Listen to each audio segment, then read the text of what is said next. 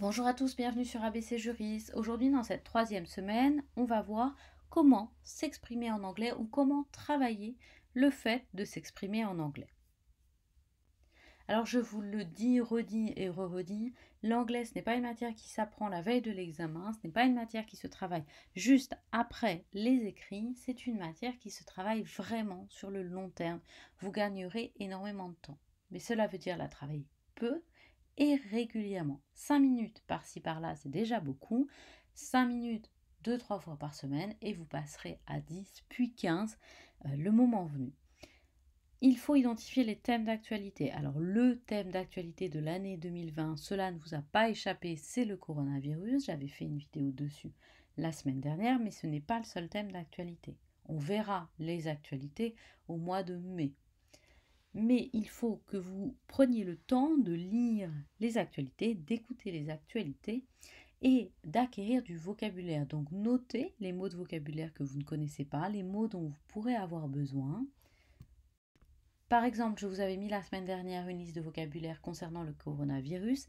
Il ne s'agit pas seulement de retenir les mots de vocabulaire qui sont juridiques, puisqu'évidemment, pour comprendre un article qui vous serait soumis, vous avez besoin de comprendre de quoi ça parle. Et là, vous le voyez dans cette liste de vocabulaire, la plupart du vocabulaire n'est pas juridique, mais ce n'est pas forcément du vocabulaire que vous avez déjà utilisé.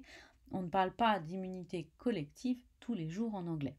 Attention à essayer de retenir, d'apprendre quelques mots de vocabulaire. C'est beaucoup plus facile d'apprendre 3 ou 4 mots par semaine en ce moment, ou même 10, que d'en apprendre 150 ou 200 ou plus en une fois au mois de septembre.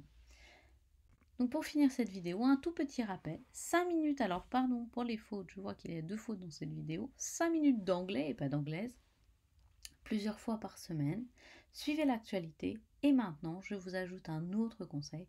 Parlez en anglais et écrivez en anglais quelques phrases en réutilisant les mots de vocabulaire principaux de ce que vous avez lu ou écouté et en faisant des phrases très simples, sujet, verbe, complément, afin de commencer à vous exprimer en anglais. Voici pour cette vidéo, je vous retrouve la semaine prochaine pour une nouvelle vidéo.